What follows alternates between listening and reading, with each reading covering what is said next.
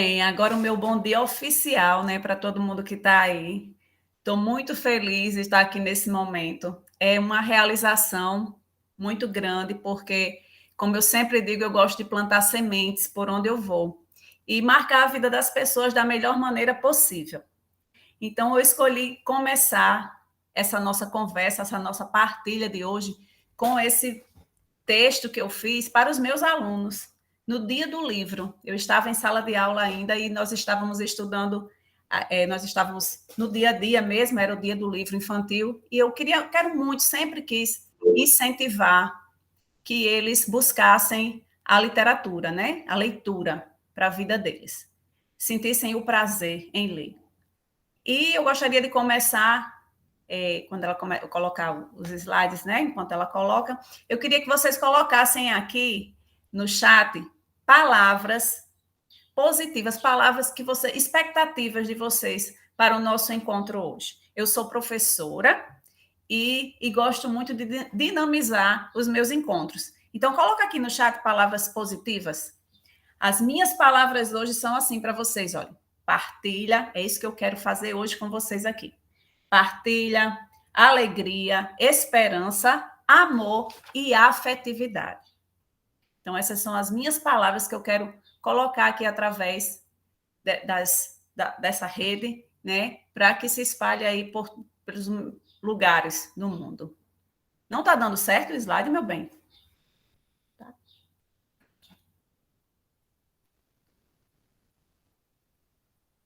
Conhecimento, experiência, motivação. Joelma está aqui! Oi, poetisa! Oi, bom dia. Tava louquinha para entrar na sala. Disse, meu Deus, eu tenho que conseguir. Coisa boa! Obrigada aí.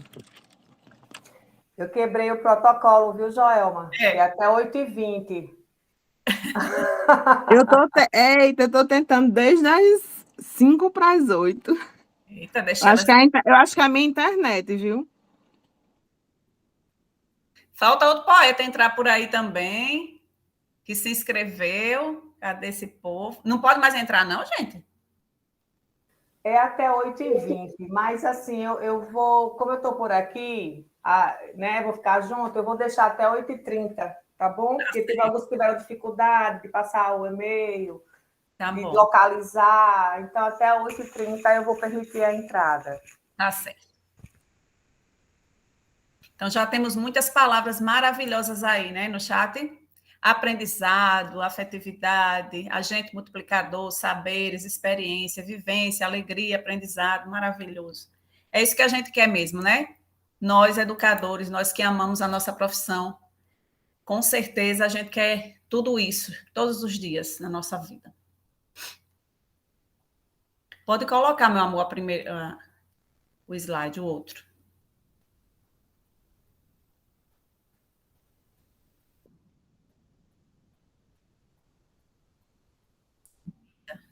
Isso. Tá aparecendo para vocês os slides? Não, não tá não, meu bem. Para mim, não. Tá aparecendo só a capa do vídeo.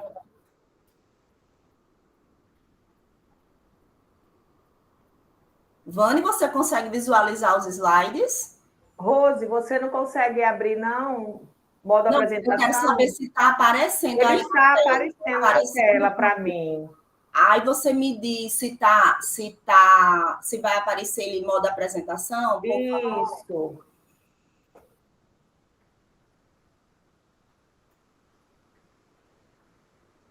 Aparecem? Não, ainda não.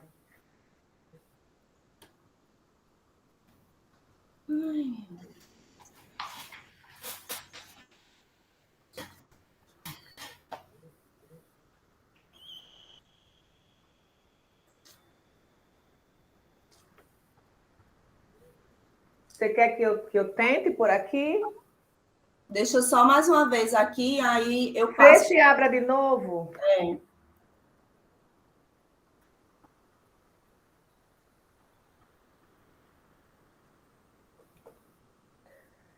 Eu vou estar por aqui sempre olhando o chat, à medida da apresentação de Rosalba, se vocês quiserem colocando algum questionamento, a gente pode deixar para o final, deixar ela bem livre para a apresentação, ou, se ela preferir, a gente pode estar fazendo a interação, né? Não sei como ficaria melhor para vocês. Eu prefiro no final, tá, gente? Por favor. Pronto, porque não corta aquela linha de raciocínio, Isso, né? Então, podem ir colocando alguma dúvida, algum questionamento que vocês desejarem pelo chat, e aí eu vou anotando, e ao final a gente socializa com todos.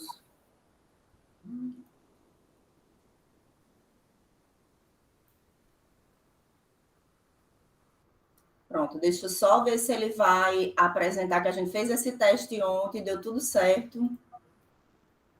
Deu certo! Ai, graças a Deus. Então, vamos lá. Então, vamos.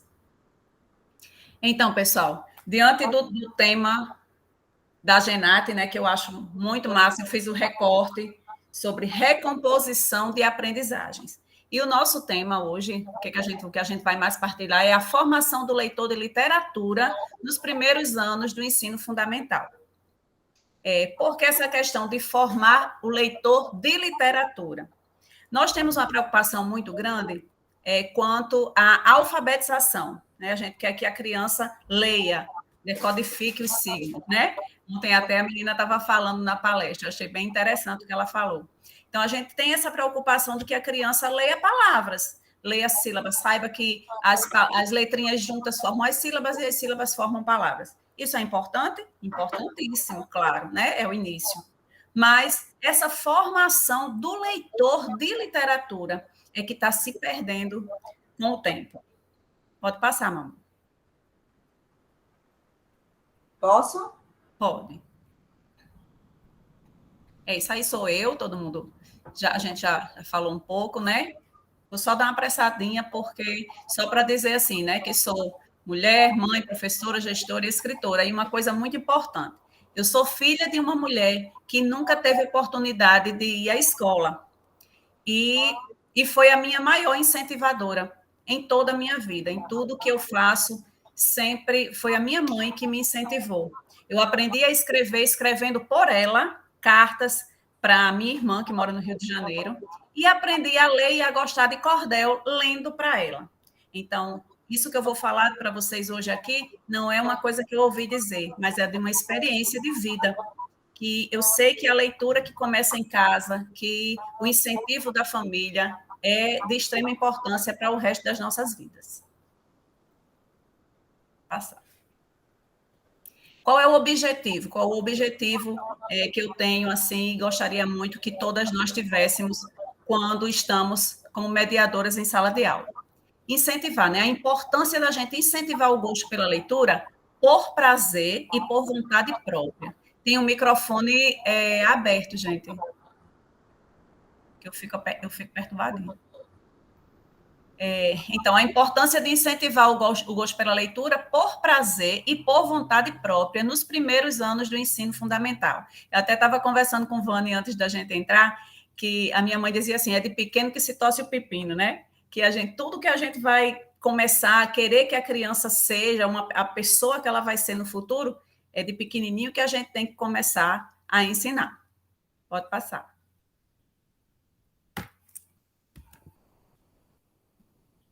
A questão do pai, da mãe, que Ivone estava me dizendo que conta a história para os filhos, para a filha dela, né? Filha ou filho? E é muito importante porque todos as... Não, conta mais. Gente, isso é uma coisa que está se perdendo com o tempo e que vai trazendo problemas para a escola. Porque antes, quando, na nossa geração, acredito aqui, tem Ângela que é muito novinha aí, que tem idade de ser minha filha, mas na maioria dos que estão aqui, na nossa geração, a gente tinha esse hábito de ler para os nossos filhos antes de dormir, de contar histórias, aqueles contos de fadas mesmo que eu falo no meu texto. E quando isso vem se perdendo durante o tempo, né, que a gente, a modernidade vai chegando, isso já é do passado, isso é muito ruim, na verdade, ao meu ver, porque quando a gente criava essa expectativa de um futuro, criava a expectativa do nosso filho, do que ele queria ser quando crescer, de que os homens Desculpa, o que eu vou falar é meio estranho, né? A gente tem que ter cuidado no que vai falar, mas assim, as pessoas eram mais afetivas, mais afetuosas, sabiam como lidar com as outras, muito mais que hoje. Hoje a gente não tem mais essa. A gente vê os jovens, os adolescentes, sem essa preocupação de querer cuidar, de querer tratar bem, né? Porque passou a moda, porque não é assim, porque cada um tem que ser do jeito que é e pronto, e a gente não tem que se incomodar com o que o outro pensa, o que o outro sente. Eu acho isso muito preocupante. E a literatura, ao meu ver, vem trabalhar isso na criança, porque através dos livros, que a gente não vai ler um livro que vai incentivar coisas ruins para os nossos filhos, claro que não, né? Mas nós vamos ler livros que façam, que ajudem a construir os valores que a gente quer para a vida deles. Então, gostaria de compartilhar com vocês algumas estratégias que eu, como professora de sala de aula, talvez não seja nenhuma novidade. Eu espero que muita gente já consiga trabalhar dessa forma, já trabalhe, conheço pessoas aqui que trabalham dessa forma, sim, com certeza, mas às vezes a gente, na conversa, né, aí eu penso, isso aí eu já fiz em tal ano, era bom fazer novamente. Essa pandemia deixou a gente assim muito afastado do nosso dia a dia de sala de aula, né, e eu gostaria só de relembrar, talvez, né, compartilhando essas estratégias que eu utilizei a minha vida inteira em sala de aula, tanto quanto professora e também nas minhas fases de gestora. Pode passar.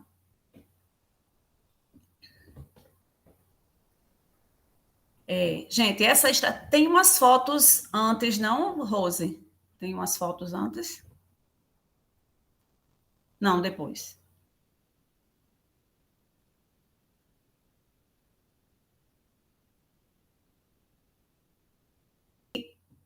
Aqui eu estou fazendo como gestora na Escola Palmira de Souza, mas, assim, essa acolhida literária é um incentivo muito bom na escola, porque toda segunda-feira, né, que é o dia que eu escolhi para fazer isso, nós recebemos as crianças no pátio da escola e a gente recita poesia, eles também, com o tempo, eles vão começando a querer apresentar alguma coisa para os colegas e, de certa forma, a gente vai colocando a nossa sementinha literária naquele momento ali, né? Que é um momento que eles vão chegando cheio de expectativas, cheio de vontade de estar na escola, porque a gente diz assim, esses meninos, aquela rotina do dia a dia, né? Que com o tempo o professor vai para a escola com um peso enorme nas costas. Eu acho que isso não é legal, porque a gente precisa fazer esses momentos e vivenciar esses momentos junto com nossas crianças, para que o nosso trabalho não se torne peso, né? Mas sim uma oportunidade de mudar a realidade dessas crianças. É uma das estratégias. Pode passar, amor. A leitura diária em sala de aula. Aí foi na época da pandemia mesmo, acho, no Adelina Fernandes, como professora, né? Sempre tive essa prática de contar histórias, de ler para os meus alunos diariamente. Seja com qual atividade eu fosse fazer, mas eu sempre procurava uma maneira de ler para eles alguma coisa em sala de aula. E depois a gente mostrava, né, de oportunidade de projetos, a gente estava lá mostrando o que a gente aprendeu. Pode passar.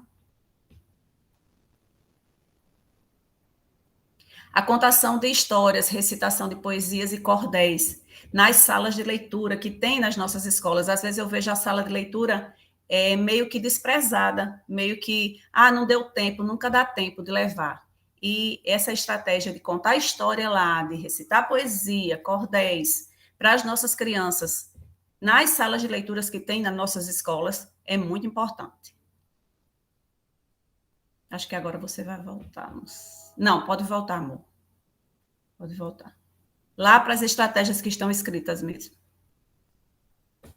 Pronto. Então, visitar a sala de leitura uma vez por semana é, ao meu ver, uma prática muito interessante para incentivar o gosto pela leitura em geral, né? Para a criança chegar lá na sala de leitura e tem as nossas mediadoras maravilhosas que estão lá sempre à disposição para compartilhar com a gente tudo que elas têm lá para os nossos alunos. Então, essa essa ponte que a gente tem que fazer com a sala de leitura favorece demais, porque eles vão chegar lá, eles vão ter um universo enorme, conhecer diversos autores, diversos gêneros textuais, e isso vai fazer com que eles tenham o desejo de realmente ler, pegar o livro para ler, ter aquele momento na sala de leitura com um tapetezinho no chão, com almofada, para que ele tenha aquele prazer na escola. Gente, a criança passa metade do dia na escola. Esse tempo ele tem que ser muito prazeroso. Nós temos uma responsabilidade muito grande que eu já ouvi várias vezes, não, mas a gente não pode se responsabilizar pelo que a família deveria fazer. Mas hoje em dia, qual é a família que pode realmente, qual é a mãe, que eu tenho certeza que todas as mães gostariam de ter um momento com os filhos em casa. Mas a realidade é essa. Temos o real e temos o ideal, né? O ideal seria que a família tivesse esse tempo, mas não tem. Então, a escola, ela precisa fazer dos momentos da criança lá na escola os melhores momentos. E assim a gente vai poder ajudá-los a construir o futuro deles. Visitar uma biblioteca pelo menos uma vez por ano. Gente, aqui na Itapetinga, nós temos a Biblioteca Américo de Oliveira Costa, um espaço muito maravilhoso, muito legal. E às vezes que eu vou lá, que eu sempre fui lá com os meus alunos, pelo menos uma vez por ano a gente participava de um evento grande, sempre fui convidada, né? Infelizmente, na pandemia, eles ficaram sem recursos e não estão realizando. O ano passado não realizaram e esse ano não sei, mas tomara que realizem. Que é um momento maravilhoso na época do folclore, né? Que era, não lembro agora como era o título, depois eu lembro e digo para vocês. Então, assim, que eles convidavam as escolas para irem apresentar, né, projetos literários da escola. Tem um palco maravilhoso, tem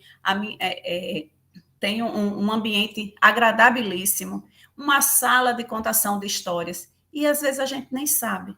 Aí, por que ninguém quer mais fazer isso porque a gente tem a internet? Internet é importante, maravilhosa, estamos aqui por causa dela, né?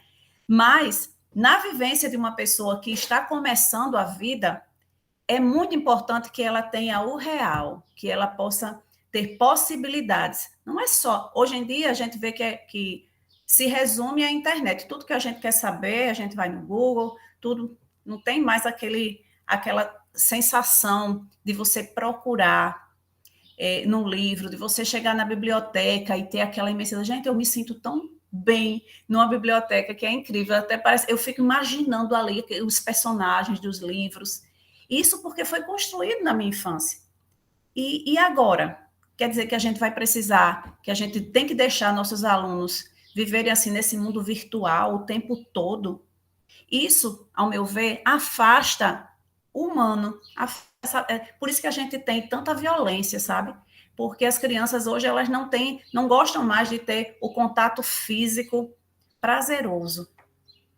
E com o livro, eu sinto que é um contato físico como se fosse humano com humano, porque ali foi uma pessoa que pensou, uma pessoa que passou um tempão lá escrevendo. Não é fácil publicar um livro, de jeito nenhum, não é fácil publicar um livro.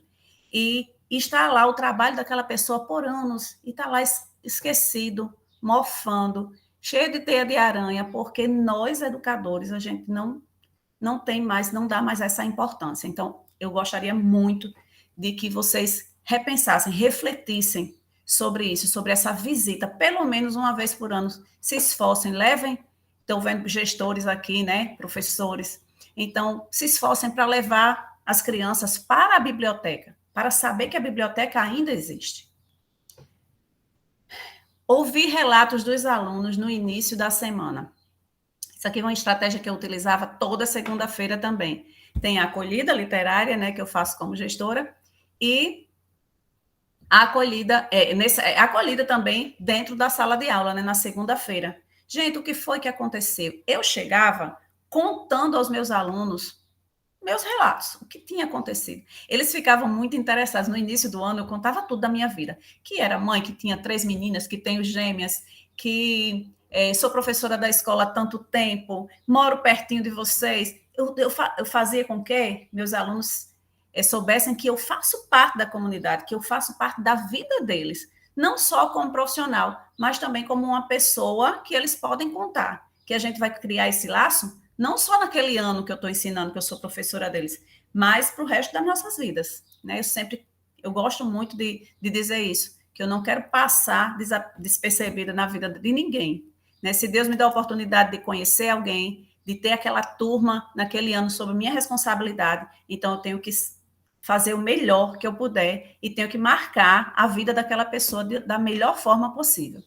Então, esses relatos que os alunos fazem do final de semana deles, é assim, a gente nem percebe, eles nem percebem, mas eles vão criando, eles vão desenvolvendo estratégias de escrita, quando eles vão produzir textos, quando eles vão apresentar algum trabalho, aquele momento lá que você deixou ele falar sobre a própria vida, vai influenciar, né? Vai ser um fator influenciador naquele momento, com certeza. Isso a gente vai construindo sem que eles nem percebam, né?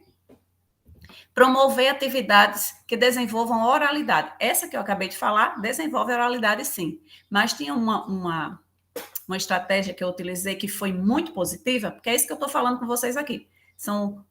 Não são novidades, são coisas que todo mundo faz, mas que eu quero contar porque deu certo, né? Então, quando eu estava trabalhando com os alunos, textos jornalísticos, assim, diferenciados mesmo assim, não os contos, né?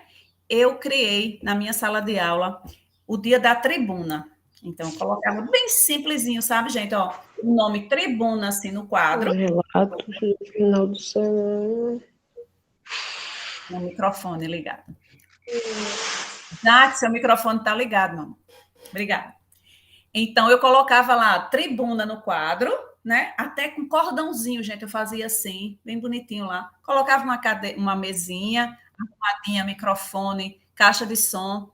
E na sexta-feira, quando eu ia trabalhar esse tema, na sexta-feira anterior, eu pedia para que eles assistissem jornais, para que eles vissem bastante programas de entrevista, de coisas boas. Eu queria notícias boas na segunda-feira. Não queria que eles relatassem nenhuma notícia ruim. Notícias boas. E que eles escrevessem essas notícias. Não era para exatamente como ela foi dita, mas eu queria que eles ouvissem e que eles escrevessem. E na segunda-feira, eles seriam os jornalistas na minha sala de aula, né? Então, ele chegava... No começo, foi uma dificuldade. Ninguém queria pegar o microfone. Aí eu deixava o microfone lá em cima, mas ninguém pegava, falava sem o microfone. Mas com o tempo, gente, era uma agonia, porque todo mundo queria participar. Eu tinha que sortear 5 por dia, porque senão não dava mais aula. Era só o jornal mesmo, né? E eu ia percebendo que lá na frente, quando a gente ia apresentar seminário, alguma coisa, esses que se disponibilizavam a fazer essa atividade não tinham nenhuma dificuldade quando iam apresentar para os pais, quando a gente ia fazer um trabalho assim que tinha público, né? Então, favorecia demais a oralidade. Eles não ficavam mais tímidos, né, para falar em público.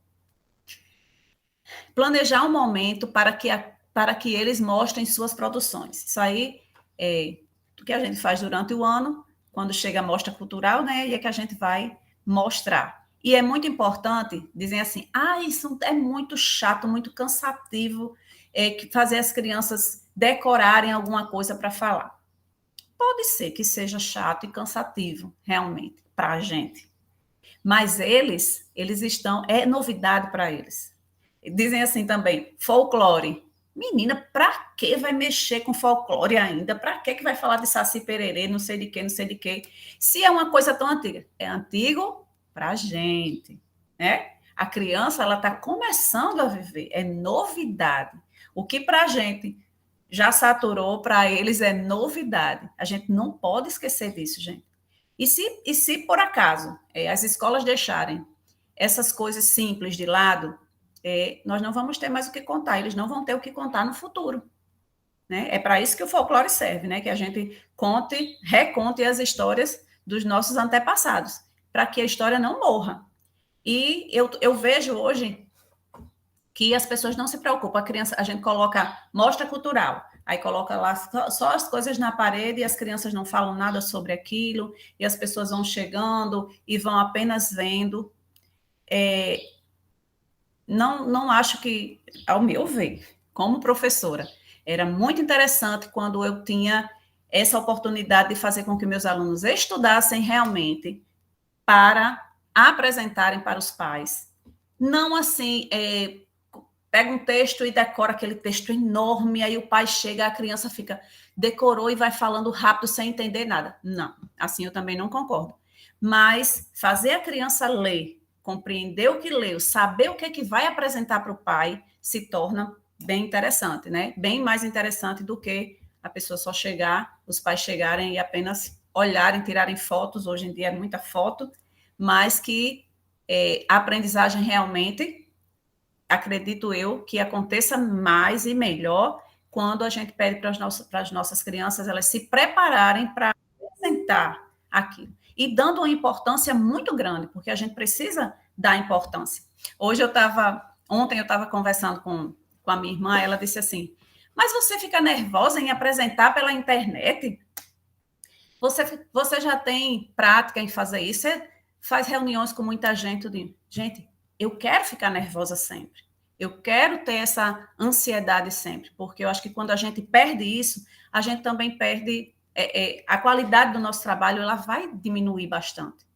Eu me arrumei para vocês, eu vi o print que ficava melhor na tela, cacheei meus cabelos, tomei um banho, me arrumei como se eu estivesse saindo para trabalhar. Estou na minha casa, mas eu estou recebendo vocês na minha casa, né? Eu estou fazendo um trabalho que vai ficar até aí, para as outras pessoas verem. Então, a importância das coisas, hoje em dia, elas estão diminuindo muito. E a gente precisa fazer com que nossos alunos, eles tenham isso, nós precisamos passar isso para eles, porque hoje em dia não existe mais, né? As coisas são descartáveis.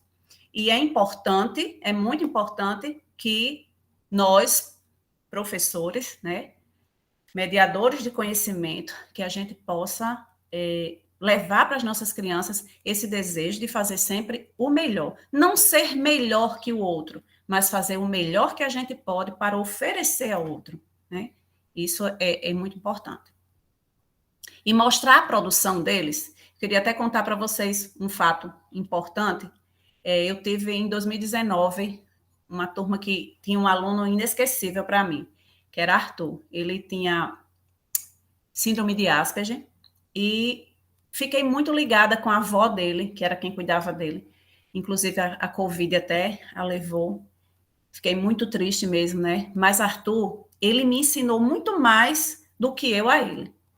E teve uma oportunidade de mostrar na Feira de Conhecimentos uma produção dos meus alunos, né? Que eu até fazia com Liege, a turma dela também, a gente planejava junto e nós fazíamos esse tipo de trabalho juntos. E nós tivemos a ideia de fazer, porque eles gostavam muito de leitura, e nós fomos guardando os textos, e no final do ano a gente conseguiu publicar o livro, né? Publicar um livro com eles. Ó, cadê? Vocês estão vendo? Ah, não dá para ver porque eu estou com aquela telinha, né? Que pena, peraí que eu tiro já e mostro. Então, Pequenos Grandes Escritores era o nome do nosso livro. E aqui tem os textos que eles produziram e que no final do ano a gente escolheu alguns, né? E colocamos no livro. Depois, como é que a gente vai apresentar para os pais? Não só o livro, porque a noite de autógrafos foi no final do ano. Mas, na Feira de Conhecimentos, nós fizemos assim. Eles demonstravam o texto que eles faziam, eles tinham que demonstrar através da arte, através do desenho. E Arthur, ele fez, gente, incrível a inteligência dele. A gente estava trabalhando os pilares, né? Os pilares. E ele escreveu sobre... o texto dele era assim, vidro. Olha só. A vida é como um vidro. Você é a pedra. Tem que ter cuidado, porque senão você quebra e vai se machucar. Arthur Henrique. Esse texto é muito profundo. Ele quis dizer tanta coisa aqui nesse texto que eu fiquei impressionada quando eu mostrei para as pessoas, né? Eu mostrei até para o meu psicólogo isso aqui. Ele disse, nossa, como ele conseguiu colocar o que ele estava sentindo realmente. O que ele estava sentindo? Olha, o nome do texto é vidro, né? Ele estava falando sobre a questão do zelo, quando a gente precisa cuidar do outro para não machucá-lo. E fez essa comparação do vidro com a pessoa. Eu achei assim fantástico. Gente, se a gente der oportunidade para o nosso aluno com deficiência, sem deficiência, porque para mim ele me ensinou muito mais do que eu a ele. Ele falava muito bem, ele só tinha dificuldade em escrever, né? A letra a gente quase não entendia muito, mas ele escrevia sim, escrevia e lia muito bem. Então, são essas oportunidades que a gente precisa aproveitar e se deliciar com elas, porque quando você tem a humildade de dizer assim, meu aluno me ensinou mais que eu, né? Mais do que eu ensinei a ele, porque realmente existe isso. E nossas crianças com deficiência, elas têm esse dom, viu? Quando a gente ganha de presente uma criança com autismo, é para a gente agradecer a Deus, porque com certeza eles têm muito o que ensinar para a gente. Envolver as famílias nas atividades. Isso aqui eu sempre consegui fazer, graças a Deus. De tornar... sempre tem gente que diz assim, não quero pai e mãe com meu celular, com o número do meu celular, não quero pai e mãe perguntando as coisas, pedindo para entrar para falar comigo na escola. Entendo até certo ponto, eu entendo sim, gente. Mas, assim, minha experiência como professora, graças a Deus, foi sempre muito boa em relação às famílias dos meus alunos. Porque tudo que eu ia fazer em sala de aula, eu sempre compartilhei nas reuniões com os pais. Minhas reuniões sempre tiveram, muitos pais iam para as reuniões, eu sempre tinha o cuidado de recebê-los muito bem. Eu tenho esse cuidado como gestora, eu tenho esse cuidado na minha sala de aula, tenho esse cuidado como gente, como pessoa. A gente tem que ter sempre isso na mente. Nós lidamos com pessoas. E lidar com pessoas que estão no início da vida é mais responsabilidade ainda, né? Então, envolver a família, a criança vem para a escola, mas ela traz na mente dela a lembrança da mãe, o cuidado que a mãe tem com ela, ou não, né? Os problemas que tem na família, eles trazem também, e é muito importante quando você tem essa oportunidade de trazer a família para o seu lado, para saber quais são os seus objetivos como professora, o que é que você quer fazer. Tem esse trabalho que a gente fazia, que eu chamava de TCC, né? Era 5º ano, então no final do ano eles tinham um TCC para apresentar. De acordo com as habilidades que eu ia vendo durante o ano, de leitura sempre de leitura, né? Sempre com esse incentivo à literatura, a gente ia construindo o trabalho final, para que tivesse uma noite muito bonita, uma noite muito especial, em que a família ia lá para compartilhar essas produções que saíram de dentro, né, de cada criança nossa. É uma coisa indispensável, que a internet faz com que a gente se afaste muito, está fazendo assim que a gente... É tudo muito mais simples, muito mais fácil pelo WhatsApp, é muito mais fácil você pelo telefone, mas assim, o corpo a corpo, o olho no olho, está ficando cada dia mais escasso, e a gente precisa resgatar um pouco disso, para que a gente possa também voltar a ter pessoas que se preocupem com os outros, né? Acho que a pandemia veio fazer um pouco isso de forma cruel, mas veio fazer a gente refletir que a gente não vive sozinho, né? Que a gente precisa sempre um do outro. E nessas atividades diárias, nessas atividades no calendário letivo, nosso calendário letivo, ele vem muito, gente, ele vem fazer com que nossas crianças vivenciem coisas que hoje não tem mais oportunidade de vivenciar, porque nós tínhamos nossa família em casa, nossa mãe cuidando da gente, cuidando da nossa comida, da nossa roupa. Hoje nossas crianças praticamente não têm mais isso. Quando é a avó, né, que é mãe 2 vezes, tudo bem, mas que tem a possibilidade de fazer isso, às vezes elas não têm mais condições de fazer isso. E a escola fica sobrecarregada. Não estou dizendo aqui que a gente vai fazer o papel da família, não, que ninguém é para fazer, não. Cada um tem que saber que quando decide ser mãe e pai, é uma responsabilidade para o resto da vida, né? É para sempre. Mãe e pai é para sempre. Mas o envolvimento com a família é de extrema importância para essa construção, né? Para essa construção. O que a gente está falando aqui é sobre a formação do leitor de literatura, e eu estou contando essas experiências para vocês como uma maneira que eu encontrei de construir isso no meu aluno, porque é importante que o nosso aluno ele queira ler por prazer, por vontade própria, e não porque eu estou obrigando a fazer isso aí. Não é mais uma coisa que vai ficar para o resto da vida, né? Quando a gente faz alguma coisa por obrigação, a gente faz por obrigação, mas a gente esquece depois. E quando você consegue construir isso na vida da sua criança, quando a gente consegue levar até eles a importância realmente que isso vai ter para o resto da vida deles, aí é diferente, porque fica uma aprendizagem realmente para sempre. Estou falando muito rápido, porque eu estou preocupada com o tempo. Tá, não, mas deixa eu só aproveitar, porque já está 8h58, certo? O combinado das meia hora final.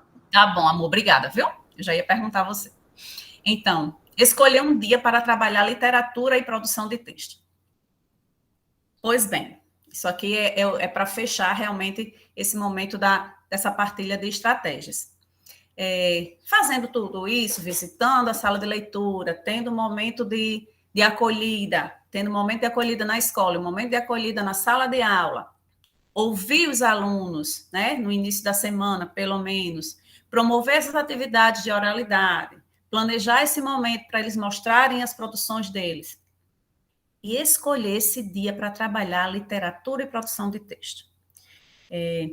Nós, eu e Liege, vou até falar assim, que a gente fez esse trabalho junto, no 5º ano, que pode também ser feito em qualquer, né, ano de escolaridade, com certeza, nós decidimos assim, são 5 aulas de língua portuguesa por semana, né, que a gente precisava dar. Então, uma delas, a gente não trabalhava livro, a gente não ia trabalhar gramática, nada que fosse obrigatório, vamos dizer assim. A gente escolhia um dia que, às vezes, a gente começava, tinha semana que a gente começava lá na sala de leitura, onde Carminha já tinha escolhido os livros e já tinha, que a gente estava trabalhando um certo gênero textual, ela deixava à disposição para que eles pudessem escolher, né, o livro, e a gente começava lá. Outra semana a gente começava na nossa própria sala de aula, fazendo a sala de aula um lugar literário, né, cheio de livros, que eles pudessem escolher o livro que iam ler. Teve também momentos que a gente lia os livros como se fosse uma novelinha. Uma vez a gente trabalhou, que foi a reinauguração da biblioteca da escola, que se chama Monteiro Lobato, e a gente trabalhou muito os livros de Monteiro Lobato, né? Que tem suas ressalvas, mas nós trabalhamos através de aquela contação de história, a leitura mesmo dos livros, né, para eles, e todo dia a gente lia um capítulo, uma partezinha, né, um episódio, vamos dizer. Eles ficavam, depois do intervalo, era aquela agonia para poder eles chegarem na sala para a gente continuar a história. Você vê, criança de 5º ano, 11, 12, tinha criança até de 12 anos, mas eles conseguiam sim interagir, conseguiam se concentrar para fazer. Isso há alguns anos atrás. Hoje, com certeza, é mais difícil, mas não é impossível, né? E, então, nesse dia, a gente sempre deixava para que eles tivessem a liberdade para ter o contato direto com a literatura. Eles podiam escolher, eles podiam contar para o colega, ter aquele momento. E depois, né, seria praticamente a manhã inteira, depois eles iriam produzir os seus textos, também da maneira que quisessem. Tinha crianças que produziam história em quadrinhos. Isso aí a gente já vai fazendo para o ano, né? Já mais perto do final de ano, metade do ano. Então, eles iam escolhendo o gênero que eles quisessem, mas que eles produzissem o próprio texto. Que eles chegassem a dizer assim, professora, eu li essa história, mas eu queria contar de outra maneira. E eles contavam de outra maneira. Então, isso, quando a gente conseguia... Claro, gente, que nunca vai ser 100%. Nunca a gente vai conseguir atingir uma turma em 100%, né? Não tem condições. Mas, assim, a grande maioria dos nossos alunos, dos meus alunos em sala de aula, eles sim conseguiram ler com vontade, com prazer, né? Eles conseguiam ler sem precisar que eu exigisse que eles lessem. E isso aí foi um grande prazer para mim dizer isso para vocês, porque eu encontro grandes já, assim, né, até sendo pais, mães, e dizem alguma coisa legal, da minha participação, da minha passagem na vida deles. E muitas delas é sobre realmente literatura. É sobre cantar para o aluno. Eu não sou cantora, né? Mas quando eu chegava na escola, quando a gente tinha esse momento assim que eu pedia para alguém cantar, a senhora também vai cantar. E eu cantava para eles, eles achavam a coisa mais linda do mundo a minha voz, não sei de onde, né? Mas assim, era esse laço de afetividade que nós tínhamos que fazia com que eles acham tudo muito lindo. A criança, elas têm um jeito de olhar que, se a gente preservasse isso para o resto das nossas vidas. Nós temos uma criança dentro da gente sempre, e às vezes a gente deixa que ela morra, né? Que ela fique esquecida.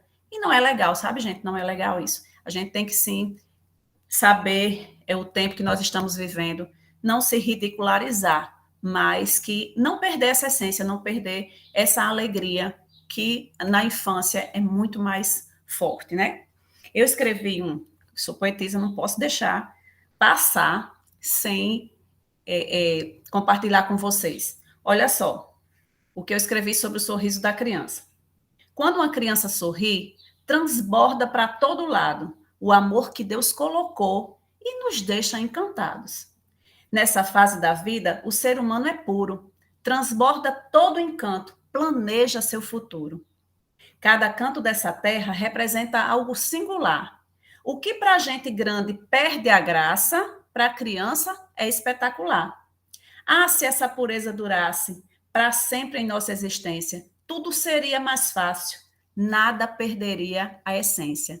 Então, que a gente consiga fazer isso nas nossas vidas e que consiga levar para as nossas crianças essa essência da infância que nós temos dentro da gente. Pode passar, meu amor. Pode passar. Pronto. Agora eu gostaria de mostrar para vocês um pouco. Pode voltar, amor? Só uma? Pronto. Aqui é outra estratégia, né, que como gestora, e que acontece lá no Adelina, acontece esse projeto, conversa com o escritor. Nós trazíamos os escritores, os nossos escritores, os escritores aqui da nossa terra, porque é tão importante essa valorização para as pessoas que estão perto da gente. Eu sei que na rede municipal, tem poetisas que está aqui, tem gente aqui, né? Não sei se o poeta está por aí, mas que tem poetisas, poetas maravilhosos, tem escritores maravilhosos. Lucinete está aqui, escreve super bem, cordel, poesia, né? Então, nós temos pessoas que podem contribuir muito, muito, muito, muito mais do que só na sala de aula, só na escola. Então, é tão importante, gente, é tão difícil quando a gente escreve um livro por conta própria e a gente parece que a gente fica assim pedindo, sabe, um favor para que as pessoas vejam o nosso trabalho, para que elas conheçam o nosso trabalho. E eu acho de extrema importância que a gente pegue os nossos colegas, as pessoas que são do nosso estado, da nossa cidade.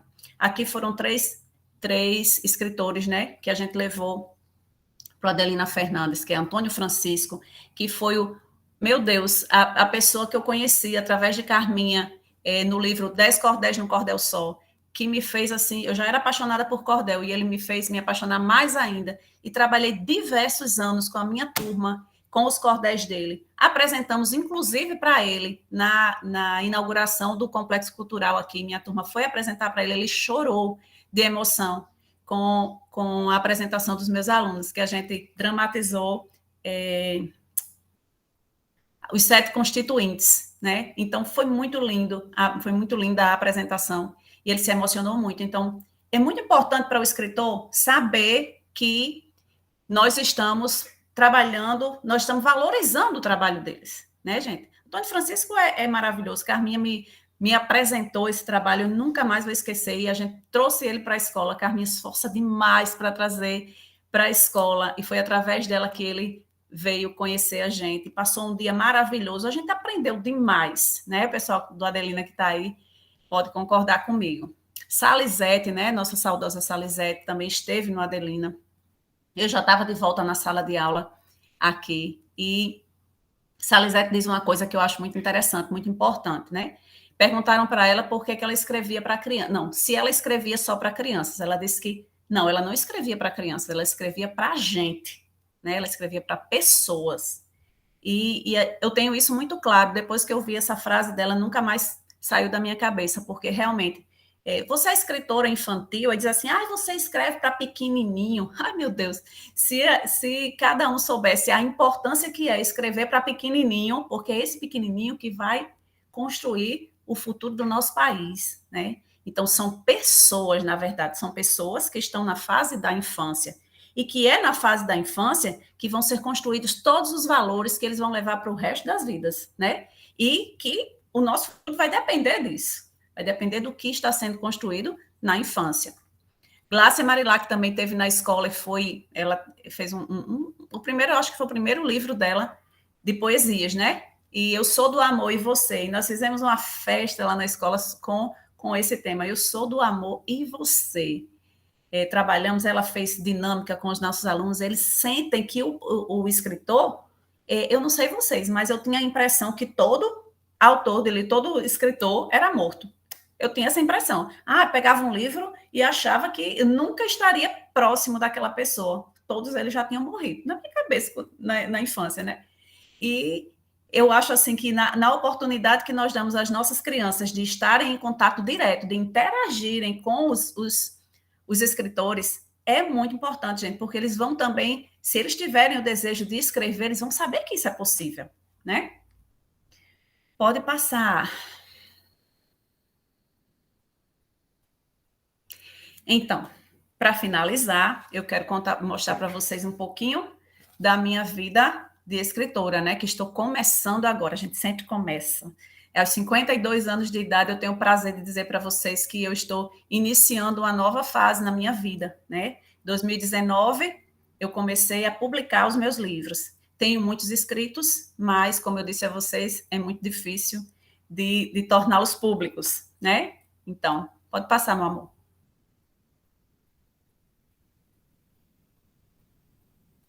Aqui foi o meu primeiro livro, né? Foi o lançamento do meu primeiro livro. Eu estou mostrando as fotos para vocês verem que eu valorizo muito cada momento da minha vida. Eu acredito que a forma de se vestir, a forma de você organizar o espaço para receber os amigos, para receber as pessoas, é de extrema importância, né? A pessoa se sente valorizada. Por isso que na escola, por isso que na sala de aula, a gente tem que sempre estar com tudo organizado, tudo da melhor maneira possível, para que a pessoa se sinta bem acolhida. Então, esse livro eu escrevi para os amigos e para a família mesmo, não fiz muitos exemplares. Mas essa noite foi muito maravilhosa, foi um ajustamento criativo, que eu publiquei 90 poesias, assim, no início, né, não usava métrica, eu não quero nem que o poeta leia esse livro, porque ele está me ensinando muito essa questão de métrica, e eu não tinha isso. Mas eu coloquei para fora um pouco de mim, a minha essência, as coisas que eu passava na gestão, as coisas que eu passava na minha vida pessoal, e consegui publicar o primeiro livro, que é Minha Vida em Versos. Pode passar, amor. Essa é a publicação do meu primeiro livro infantil, né? O Gato Bartô. Olha só, gente, essas fotos são estratégicas, né? A primeira foto eu estou com a minha professora, Socorro Matias, que foi minha professora no 4º ano, quando eu estudava lá no Rômulo Vanderlei, em Soledade 1, ela foi minha professora, na verdade, 5º ano, né, hoje. E depois eu me encontrei com ela quando eu fui do processo seletivo, lá na Escola Amadeu Araújo, que ela foi diretora lá. E depois, quando eu estava na gestão do Adelina Fernandes, ela era inspetora e eu fui a diretora dela. Olha como a vida é incrível, né? Como as coisas acontecem na nossa vida para somar. Olha, se Socorro não tivesse marcado a minha vida com coisas boas, será que eu ia ter tanto prazer em reencontrá-la na minha vida? Então, é isso que eu quero que as pessoas me encontrem, os meus alunos, eles me encontrem lá no futuro e tenham prazer em me ver, né? E tenham alegria de me reencontrar. Aqui são minhas alunas, né? A última aqui são minhas alunas que estão me beijando aí, de máscara, que nessa época horrível. E eu quis fazer isso aqui, né? Eu quero realmente que no futuro essas meninas aqui, elas me encontrem lá e tenham o mesmo prazer que eu tive em encontrar Socorro já na minha fase adulta. Bem, o Gato Bartô, ele é um livro escrito em versos, foi a minha primeira produção, assim, durante a pandemia. Para publicar esse livro, foram os meus amigos que me ajudaram. Eu fiz rifa virtual e tudo pela internet. Tudo pela internet foi feito. A gente fez um grupo de pessoas, uma equipe, e revisão de livro, tudo foi feito através da internet, né? E fiz essa publicação aqui na L Cultural, onde eles estão à venda. Pode passar, meu amor. Aqui é o meu livro atual, né? O meu livro de trabalho, que eu publiquei em 2022, que é um conto contado para não ser esquecido no Planetinha Azul. Nossa, que título enorme! Teve um cara do blog que até disse assim, até fez uma crítica por causa do título, né? E eu digo assim, e teve um colega que disse assim, é um conto contado, né? Então as pessoas, elas tendem a criticar as coisas sem conhecer. Esse livro, não foi escrito para ser guardado na estante, ele não foi escrito para você simplesmente comprar porque é meu amigo e deixar ali.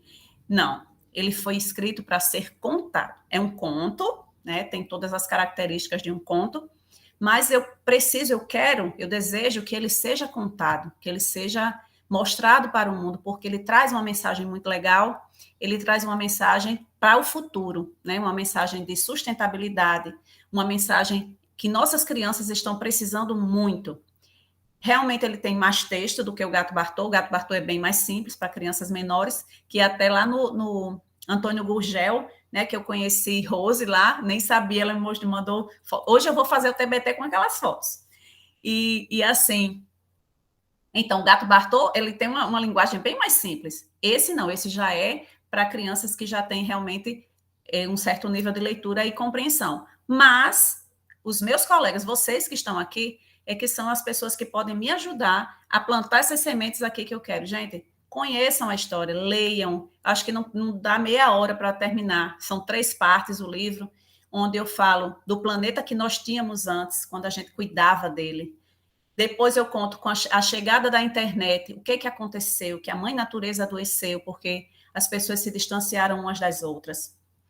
E no último capítulo, eu falo sobre como nós deveríamos agir para ter o nosso planeta de volta, para que as pessoas voltassem a valorizar, né, o planeta e para, consequentemente, ter uma vida melhor, porque a gente precisa ter esse contato com a natureza para que a gente possa viver melhor, né? Ter qualidade de vida é sinônimo de saber cuidar do meio ambiente. Então, é essa a proposta que eu tenho para o livro. Pode passar. Aqui foram alguns eventos que eu participei já como escritora, né? Na Saraiva, onde a gente fez um trio de escritores, e estivemos com a Neta de Câmara Cascudo, fizemos esse momento lá, literário, nesse momento com escritores e com pessoas de escolas para divulgação dos nossos livros. Eu só tinha o Gato Bartô aí. Depois o Gato Bartô me deu de presente o conto, né? E já foi publicado na Flick o ano passado. Pode passar. Aqui foram homenagens nas escolas. Eu nem coloquei do Antônio Gurgel aqui fotos, porque não queria colocar muitas fotos, mas algumas escolas já trabalharam, sim, com o meu livro, principalmente os pequenininhos, né, com o Gato Bartô. Então, esse ano passado, eu fui no Tânia Almeida. Gente, fiquei super emocionada quando eu cheguei lá e estava todo mundo vestidinho de Gato Bartô, as professoras vestidinhas de Gato Bartô, ó, todas com orelhinhas pretas. As crianças apresentaram para mim, vocês não têm ideia de como isso é importante. É importante vender livro? Lógico, porque eu invisto para poder, né, para poder publicar. Mas o que eu acho mais, o que me satisfaz mais é saber que a pessoa conheceu o que eu escrevi, né? Que as crianças, elas me reconhecem pelo meu trabalho, que vocês, meus colegas, através do que eu escrevi, vocês percebem o que é que eu desejo para o mundo. O Adelina fez também um trabalho maravilhoso, ó, todos os meus colegas lá, né, é parte de mim, essa escola, 17 anos lá, não é brincadeira. E através da internet, né, a professora Maria, lá do Maria Montezuma, também fez um trabalho com o livro do Gato Bartô e com o novo livro. Eu cheguei lá, todo mundo me conhecia, é uma escola estadual, não imaginava nunca, né? Não sabia nem onde era, e cheguei lá e já conheciam também. Então, é essa valorização que a gente tem que dar para os nossos escritores, tá bom?